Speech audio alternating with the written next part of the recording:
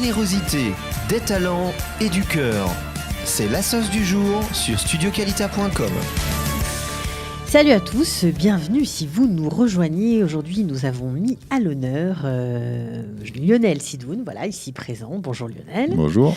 Alors Lionel, il est à la tête, en tout cas, il a créé une association qui s'appelle Défi et qui veut dire Développement de l'entrepreneuriat franco-israélien ou comment délocaliser son entreprise en Israël. En tout cas, c'est un petit résumé, mais il y a beaucoup d'envie, d'enthousiasme et d'action qui se cachent derrière ces mots. Voilà, c'est une association qui a été créée il n'y a pas très longtemps, on va dire. Il y a environ 2 ans, quand nous avons réalisé nous-mêmes notre alia, donc notre arrivée en Israël. Voilà, alors l'arrivée en Israël de la famille Sidoun, elle n'a pas été une arrivée solitaire, parce que vous êtes venus en groupe, on va dire, un groupe que vous avez initié parce que vous aviez envie de faire bouger les choses et de donner des solutions à des gens qui avaient envie de venir s'installer en Israël, à des professionnels, à des gens qualifiés, des gens diplômés, des chefs d'entreprise, des médecins, bref, beaucoup de catégories socio-professionnelles intéressantes et qui envisagent parfois difficilement le fait de passer le pas et de venir s'installer en Israël. Alors, vous avez mis en place une solution, un voyage d'études. Exact. Et en fait, on a organisé ce voyage d'études il y a 2 ans et l'objectif de ma venue aujourd'hui, c'est que on analyse maintenant avec un peu de recul 2 ans après les résultats et on se dit que ce serait peut-être pas mal de relancer ce projet qui est, à mon sens, aujourd'hui manquant dans toute la panoplie des offres, de ce qui est proposé aux gens qui désirent faire la LIA. Je pense que ça manque un petit peu dans le paysage des propositions. Alors, 57 personnes sont parties avec vous en janvier 2015. Quels étaient leurs profils ? Alors, en fait, les profils familiaux étaient assez larges. Alors d'abord, on n'avait ni les étudiants ni les retraités dedans. Le principe, c'était de plutôt travailler sur la cible la plus difficile, celle des actifs, c'est-à-dire celle qui a besoin de rebondir professionnellement. Et on a beaucoup axé donc le programme du voyage autour de ce thème du rebond professionnel. Et parmi les profils, on va dire que c'était un profil, on va dire essentiellement communautaire, c'est-à-dire que pour que les gens aient eu accès à notre proposition, ça venait au départ de la communauté de Boulogne-Billancourt, dont nous venons nous-mêmes. Eh ben, on les salue d'ailleurs, on les embrasse tous. Ah ben moi, je les embrasse tous très fort. Voilà. Et en fait, on a donc sur cette communauté, on a une communauté qui est, on va dire, comme partout en France. On sait qu'on a à peu près 500 000 juifs en France, dont à peu près 10%, on va dire 50 000 qui sont des communautaires, pour moitié religieux. Et on peut dire que le profil des gens qui ont participé au voyage était essentiellement des communautaires pour moitié religieux. Donc c'est essentiellement dans ce cœur de cible que l'on est allé. Je dirais que les gens qui ont participé au voyage étaient un peu dans ce cœur de cible. Mais on a cherché... 1 sur 2, quoi. 1 sur 2 n'était à pas peu près religieux. 1 sur 2. 1 sur 2. Bon, alors quand je dis pas religieux, généralement quand ils sont communautaires, ils sont traditionnalistes. C'est-à-dire qu'ils certains mangent pas Shabbat, ils font pas Shabbat, ils mangent parfois pas kasher et ainsi de suite. Mais voilà, ils ont leurs enfants parfois en école juive, ils participent aux EI, ils participent à l'activité malgré tout communautaire. Donc, alors, quel était le profil des gens de ce groupe ? Alors, le profil des gens de ce groupe, on avait 14 médecins, on avait un peu moins, on a, je crois, 19 chefs d'entreprise et le reste, c'était des salariés. Alors, on avait des profils très variés. Par exemple, sur les chefs d'entreprise, on avait des dirigeants d'entreprise individuels, quasiment des travailleurs indépendants. Et à côté de ça, on en avait 2, par exemple, un qui dirigeait une société de 1000 salariés, l'autre de 650 salariés. Donc, on avait un peu tout et son contraire.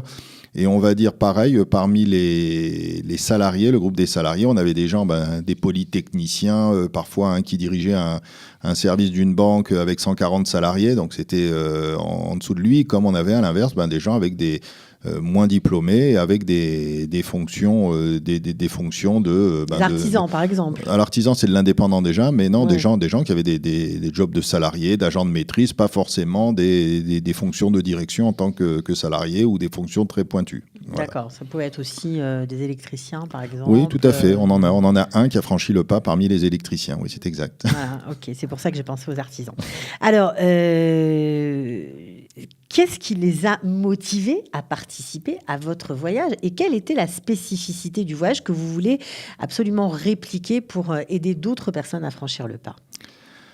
Alors, tout d'abord, je veux dire, la première chose, on veut aborder un sujet, j'ai plutôt tendance à me poser la question pourquoi ça ne fonctionne pas. Pourquoi des Juifs de France, a fortiori des Juifs communautaires, en majorité, qui vivent dans des communautés où ils sont unis et réunis, pourquoi ces gens-là ont peur ou n'ont pas envie de franchir le pas et vous disent j'adore Israël, mais je vais à Pessah Eilat, je vais au mois d'août, j'ai parfois même mes enfants qui font leurs études, mais pour moi Israël, ça ne peut pas être une réalité. Il est très clair aujourd'hui que le premier blocage est un blocage d'ordre matériel, d'ordre professionnel. La réponse c'est qu'est-ce que je viendrai faire en Israël. C'est pas toujours facile d'apprendre la langue à 45 ans, voire 50, lorsque sa carrière est on est en plein milieu de sa carrière professionnelle, on n'a pas envie parfois, ou pas la possibilité de tout recommencer à zéro, ça paraît impossible. Exact. Alors on pourrait quasiment couper en trois la population. On a ceux qui ont la chance d'avoir une valeur ajoutée professionnelle. Un médecin qui a une spécialité demandée, on va lui demander d'arriver quasiment en Kita Dalet avec un stage de 3 mois et il va pouvoir rebondir, même si c'est pas initialement dans les mêmes conditions que celles qu'il avait en France, il peut rebondir. Un électricien, puisqu'on en a parlé, c'est un petit peu la même chose. Un informaticien spécialisé dans un logiciel demandé, c'est pareil. Par contre, si je suis, imaginons, je donne un exemple, cadre dans une banque ou contrôleur de gestion, des fonctions, on va dire, plus générales. Chef de projet. Par exemple, voilà, sauf un chef de projet avec une vraie valeur ajoutée sur une thématique donnée et recherchée, malheureusement, mon rebond va être un petit peu difficile. Donc, on a à partir de là, une fois que l'on a écarté tous ceux qui ont une vraie valeur ajoutée professionnelle, on va dire qu'on a 2 catégories. On en a 2 qui sont soit qui ont la volonté, soit qui sont plus doués. Et souvent, c'est une question d'âge et qui vont pouvoir rentrer dans un cursus, apprendre l'hébreu et puis finir par rebondir après quelques galères en Israël. On en a quelques-uns qui ont rebondi comme ça. Et on en a malheureusement, et c'est le gros, des gens qui soit pour des raisons, on va dire, apprendre une langue, réapprendre leur métier, ainsi de suite, ça leur paraît trop compliqué à 45-50 ans.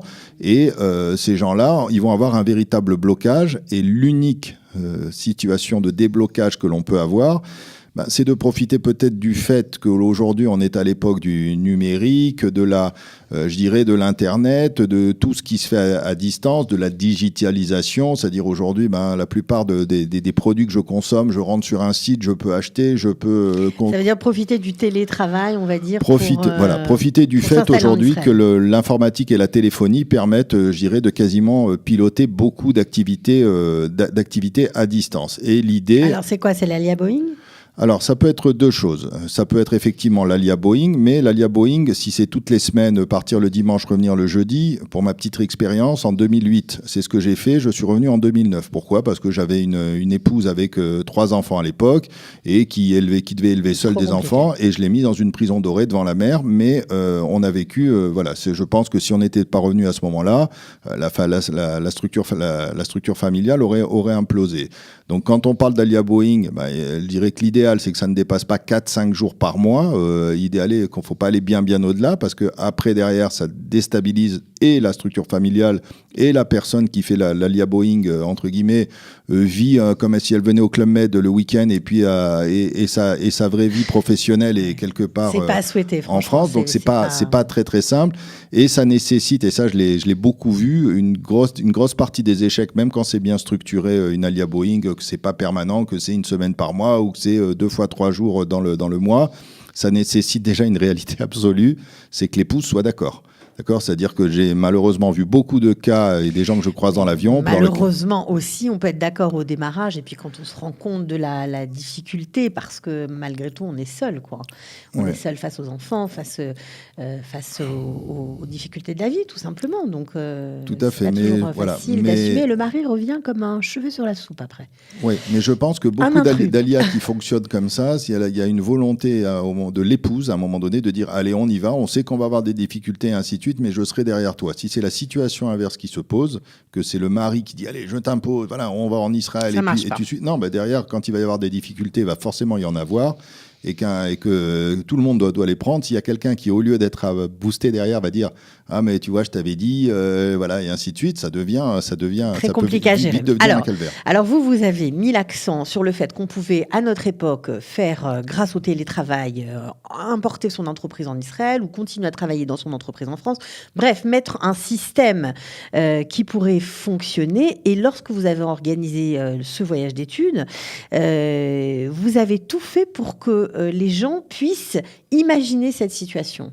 Oui, c'est exact. C'est-à-dire qu'on dit, quand on anime par exemple des réunions professionnelles, que l'on projette avec un vidéoprojecteur des images sur un écran, on dit quand on veut reprendre la parole, il faut éteindre l'image. Pourquoi ? Parce que 70% de l'attention se fait par la vision.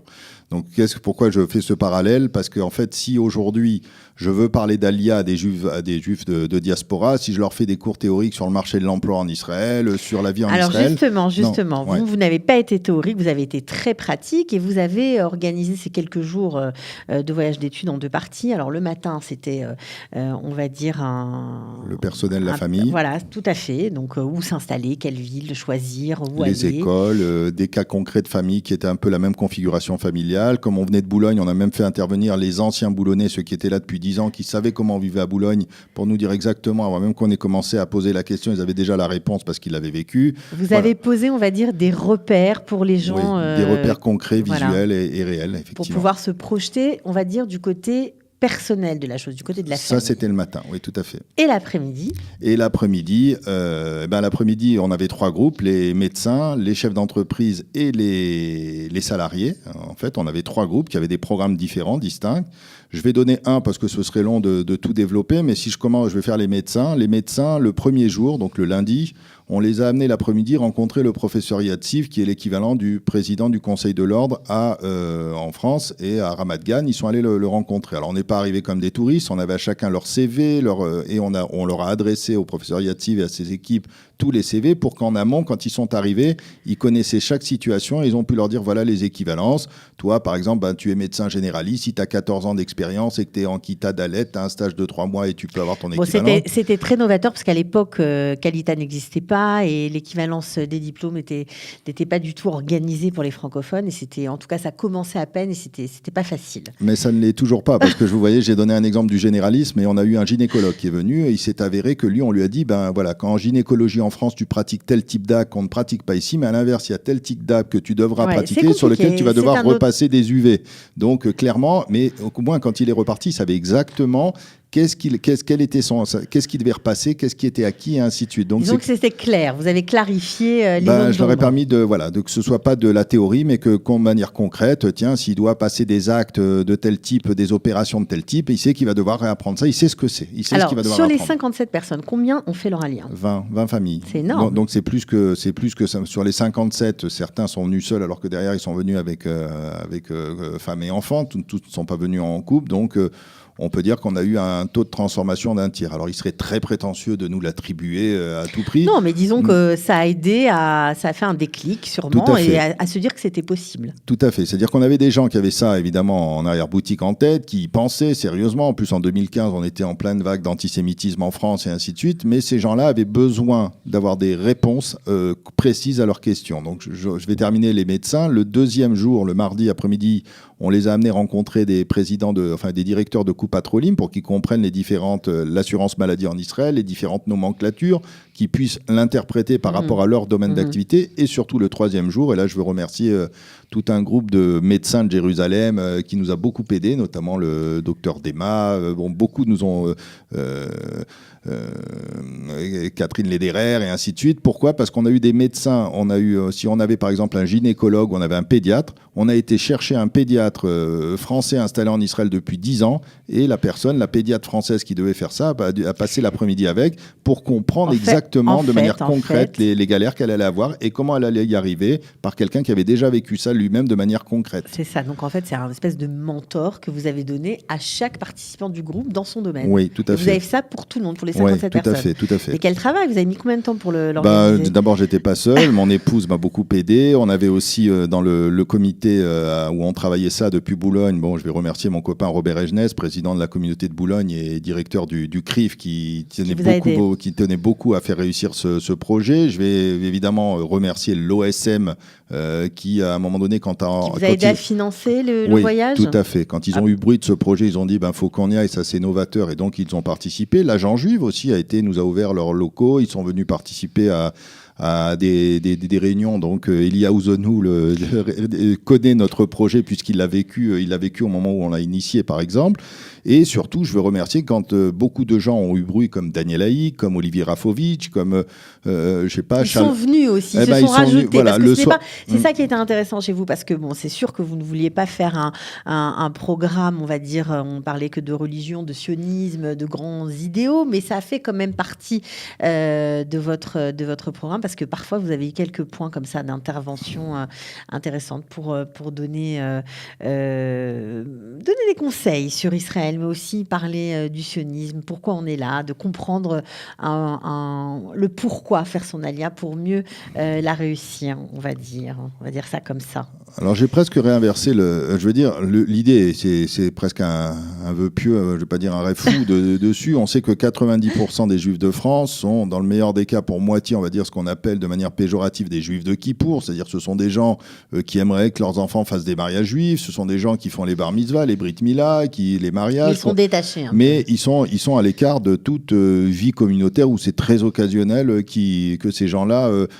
donc, c'est ces gens-là qu'il faut approcher. On ne peut pas limiter sur 500 000, on va dire, juifs, uniquement à 10%, aux 10% de communautaires, dont on sait qu'une grande partie va peut-être finir, ne serait-ce que par les enfants, par nous rejoindre, même si c'est pour certains qu'à la retraite. D'accord ? Donc, vous voulez réinventer un modèle, on va dire. Alors, réinventer un modèle, c'est peut-être pas... En fait, mon idée, c'est de me dire qu'aujourd'hui, on est en capacité d'utiliser à peu près les mêmes artifices de communication, même s'ils sont parfois virtuels, que ceux quand on vend, je dirais, d'aller s'installer à Miami ou d'aller s'installer à Montréal. Je pense qu'Israël aujourd'hui est en capacité, et Israël et le monde aujourd'hui, qui est un monde, on va dire, où tout se fait à distance, par Internet, avec les procédés actuels. Je pense qu'Israël a aussi sa carte aujourd'hui à jouer. Et je reviens un peu sur la délocalisation d'entreprises françaises. Je pense qu'on peut arriver à démontrer à un chef d'entreprise que pour le prix de 3 salariés en France, il peut en avoir 4, comment ça s'appelle, en Israël, ne serait-ce parce que, pour parler de manière concrète, j'aime bien de parler de manière concrète, parce que les charges patronales, c'est 18% et non 45%, parce que les congés payés, c'est 2 semaines et non 5 semaines, que la durée du temps de travail, c'est 186 et non 156 heures par mois, comme c'est en France, que la souplesse... Vous allez affoler les salariés, mais vous allez non, je ne vais pas affoler les salariés, parce qu'à l'autre inverse, on est dans un pays où on a 5% simplement 5% de chômage, alors que tout le monde est en galère aujourd'hui en France, que si les gens viennent aussi parce que leurs enfants, ils sortent d'écoles d'ingénieurs, d'écoles de commerce, ils sont obligés d'aller trouver leur premier job à New York, à Londres, en Asie du Sud-Est, parce qu'en France, le marché est sclérosé, on le sait. Donc, on a aujourd'hui beaucoup plus d'opportunités, et ça crée aussi un phénomène inverse. Quand il y a un bon salarié, et tous mes amis chefs d'entreprise ici, qui ont parfois des grosses call centers, des belles entités, me disent quand on a un bon, on a intérêt à investir dessus parce que ça se sait, et puis il finit par se faire débaucher si on fait pas ce qu'il faut nous-mêmes. Donc c'est un système un peu donnant-donnant, mais qui fonctionne très très bien. On a des gens, j'ai un copain à moi là, donc qui tient un gros call center. Je lui ai présenté une amie qui travaille dans un autre. Il a voulu la débaucher. Non, pour rien au monde, je bouge. Elle a une situation de confiance, un revenu qui lui plaît. Elle fait bien son boulot. Elle est appréciée de sa direction. C'est pas du tout la même façon d'envisager la vie. Les choses ne sont pas. Oui, je pense. Pas pareil. Oui, je pense que voilà. Bon, alors maintenant, l'idée, effectivement, c'est aussi de réfléchir à tous ces gens. Et plutôt que de critiquer ces Français qui ne veulent pas apprendre l'hébreu, qui ne veulent pas s'intégrer, qui veulent rester entre eux et ainsi de suite, pourquoi cette cible-là, alors qu'on a une opportunité et qu'on a déjà quelques traits... Des belles entreprises en Israël. Des très belles entreprises, des gens qui avaient des belles entreprises en France, qui étaient parfois associés chez Deloitte, qui avaient parfois des belles LCS2I, ceux qui m'écouteront se reconnaîtront.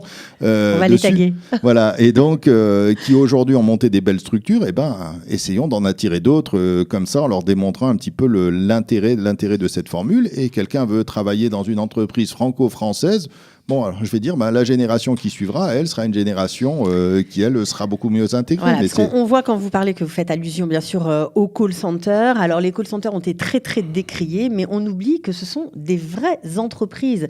Il y a aussi des postes très intéressants. Il n'y a pas que des postes de téléacteurs. Il y a tout un panel de fonctions et il y a forcément de la place pour des gens qualifiés qui viendraient de France. J'ai envie de dire effectivement qu'on se réduit sur le call center parce que le call center, c'est tout de suite quand il fonctionne parfois plusieurs centaines de salariés.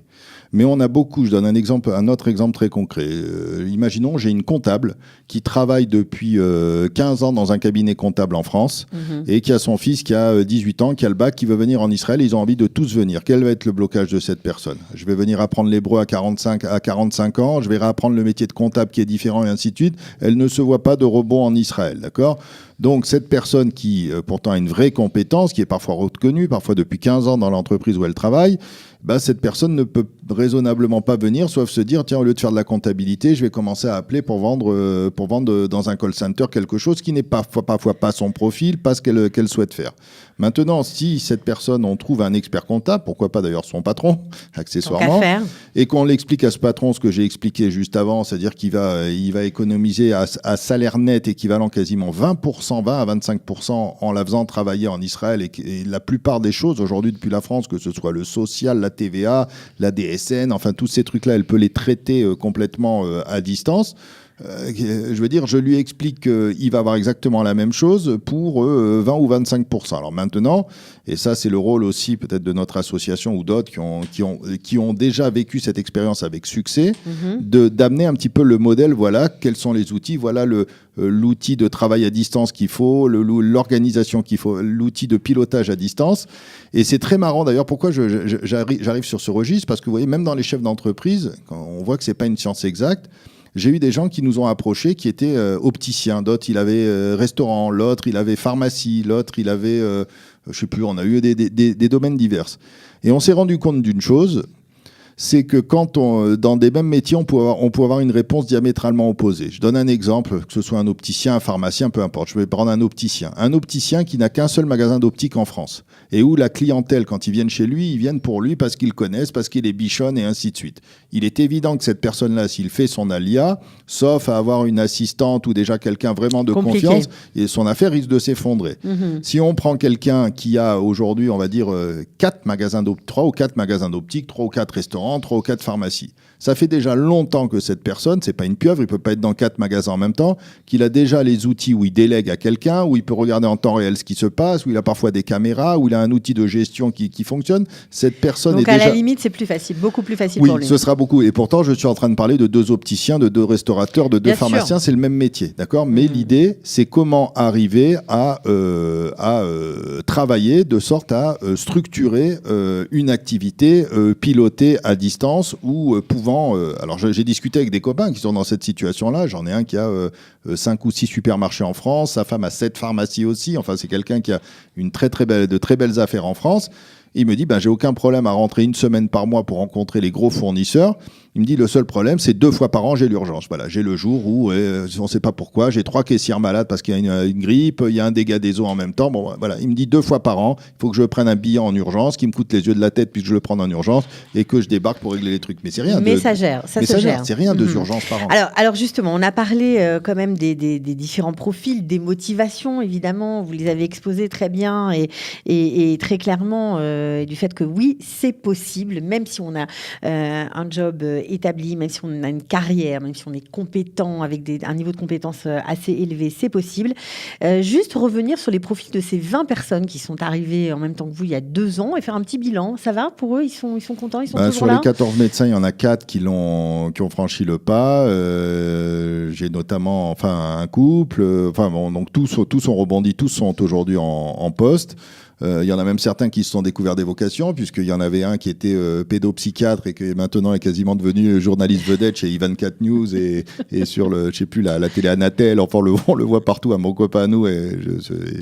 que je salue s'il nous écoute aussi, il se reconnaîtra, je pense. On a donc ça, c'est sur les médecins. Au niveau des chefs d'entreprise, on a bien travaillé toute la partie comment scanner le courrier tous les jours en France, avoir quelqu'un qui puisse faire un chèque, qui puisse avoir un bureau quand je reviens en France sans forcément garder toute l'activité telle qu'elle était avant. Ici, avoir un secrétariat bilingue, ce genre de services qui permettent de piloter à distance et apprendre à structurer, je dirais, comment organiser une semaine je dirais, un mois de travail en regroupant les rendez-vous pour ne pas se retrouver effectivement. Voilà. Donc, tout ça, c'est de l'organisation. C'est aussi un peu de logistique à mettre en place. Ils sont arrivés chacun dans des villes différentes ? Oui, on en a certains qui sont arrivés. On a eu beaucoup. Enfin, les villes qui nous ont été demandées lors du voyage ont été celles qui ont été un petit peu sur Jérusalem, beaucoup sur Tel Aviv, un petit peu sur Anana et puis pas mal sur Modi'in. Curieusement, on a 7 familles qui ont atterri sur Modi'in. Alors, peut-être il y a l'effet Rabbin Twitou qui était notre rabbin aussi à Boulogne avant aussi. Donc, et voilà, mais voilà, donc c'est en fait les familles ne se sont pas regroupées, bien qu'on a proposé ce modèle-là. On a fait intervenir Shalom Var à une réunion en France et ici, quand le groupe est venu, il les a rencontrés aussi. On s'est dit Shalom Var, qui est on va dire le créateur de l'Alia de groupe. Un homme qui fait un travail merveilleux et un homme admirable. Voilà, et bon, alors comme quoi vous êtes ouvert à tous et vous avez proposé, en tout cas pour le modèle familial et personnel, l'Alia personnel, un éventail de possibilités assez large. Alors, justement, on en est où avec Défi ? Est-ce qu'il y a un nouveau voyage qui se profile ou pas ? Alors, on a organisé ce voyage, comme j'ai dit, comme nous avons dit, ça fait 2 ans déjà, quand même. 57 personnes, et dont 20 qui ont franchi Avant d'en réorganiser, on a tenté un, mais on l'a, malheureusement, comme on n'était plus suivi, on va dire, financièrement, l'OSM nous a aidé sur le subvention. Premier. Comme on n'a plus de subvention, quand on a voulu en relancer un, d'abord, la demande d'Alia avait un petit peu baissé, et ensuite, on a été obligé, sans subvention, de quasiment multiplier par 2 le coût du voyage. Et donc ça n'a pas marché. Ça n'a pas marché. Les gens nous ont pris pour une agence de voyage qui organisait presque un circuit touristique. Il faut dire que ça coûte combien un voyage ? Alors on va dire qu'un voyage coûte à peu près 500 €, on va dire, d'hôtellerie pendant 4-5 jours, c'est ce que ça coûte dessus, plus la nourriture, plus les autobus, plus quelques dépenses. Et puis les gens payent de leur poche le voyage, comme ça leur permet de venir. Le billet d'avion, ils viennent 3 jours avant. Donc ça fait une somme quand même. Oui, tout à fait. Alors si je suis hostile à l'idée de la faire cadeau, parce que sinon on va se retrouver avec des touristes qui vont dire tiens, il y en a un qui organise un voyage, il y a juste le billet d'avion à payer, on va se retrouver avec des touristes. Mais à l'inverse, il faut qu'il y ait malgré tout, on va dire 50% qui soient pris en charge pour pouvoir montrer malgré tout qu'il y a une subvention, un accompagnement, que ça présente quand même que ce soit pas que qu'un organisme, qu'on ne soit pas perçu comme un organisme qui fait de l'argent en organisant des voyages. Donc ça, mais surtout, outre le prix, si on ne l'a pas, vraiment fait avant, c'est que c'est quand même dangereux. À partir du moment où on prend des familles, on leur montre et on leur fait franchir le pas, on a un risque malgré tout de détruire une famille, que ça fonctionne pas, que le couple implose. Donc on voulait quand même, avant de réellement de se relancer, regarder, se laisser un petit peu de recul sur les 20 qui avaient franchi le pas. Et puis vous aussi, maintenant vous avez l'expérience, puisque ça fait quand même 2 ans que vous êtes là, vous êtes monté avec le groupe. Presque 3 ans, ouais. Presque 3, voilà. Et donc forcément, vous devez voir encore les choses autrement, voilà. Oui, tout à fait. On se découvre. Je donne un exemple très clair. Quand on est arrivé, voilà, le dimanche matin, il fallait se lever à 6h30 pour envoyer les enfants à l'école. On s'est dit, qu'est-ce qu'on était cool en France. On se levait, on faisait la grasse mat et ainsi de suite. Puis on s'est rendu compte que les enfants, à 8h, 7h30, 8h, ils sont partis, qu'ils reviennent vers 3-4 heures de l'après-midi et que ça nous laisse une journée pour aller un coup à la mer Morte, un coup à la Tel Aviv, un coup, je sais pas, même dans un hôtel ici, passer un bon moment. Enfin, on a notre journée, mon épouse et moi, ce qu'on n'a jamais eu en France. Donc, oui, parce que vous continuez à travailler avec la France, donc, absolument. Donc vous ne travaillez pas le dimanche. Ok. Alors vous cherchez, j'imagine, du financement, des subventions. Peut-être qu'il y a des gens qui vous écoutent, qui ont envie de vous aider, de vous tendre la main. Donc c'est possible. On peut vous contacter, voir si. Oui, tout à fait. Donc on peut. Vous êtes ouvert à vous allier avec d'autres. Absolument. Tout le monde est intervenu. Vous voyez, Daniel Haïk a été intervenu lors du voyage. Olivier Rafovitch, que je remercie aussi.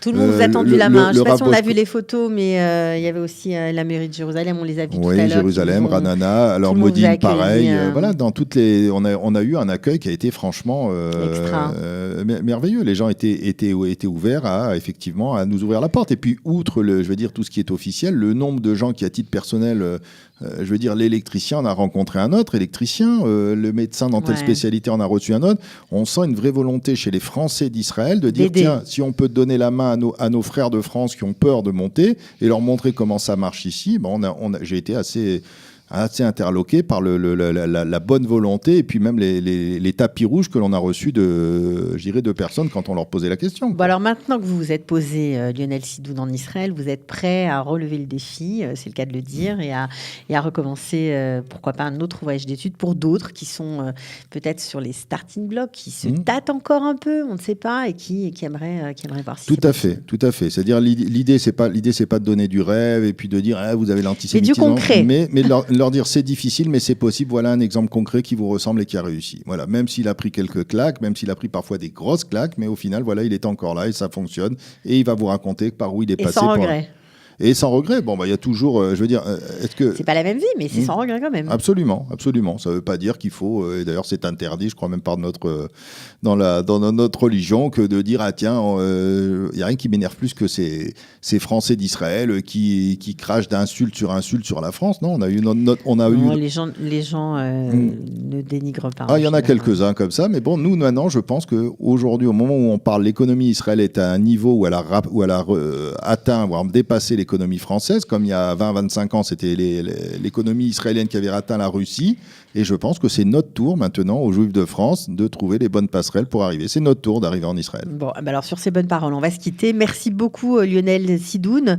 Bonne chance pour le développement de défis. On espère que le prochain voyage d'études pour venir s'installer en Israël sera pour bientôt déjà et fera beaucoup de satisfaits, on va dire ça comme ça. Oui, de réussite, de gens qui pourront arriver et puis surtout c'est tout ce qu'on souhaite. Trouver les bons chemins en se retroussant les manches, on le précise quand même, pour pouvoir effectivement, comme d'autres avant, réussir aussi leur intégration en Israël. Exactement. À bientôt Lionel Sidoun. Merci de m'avoir reçu. De rien, avec plaisir.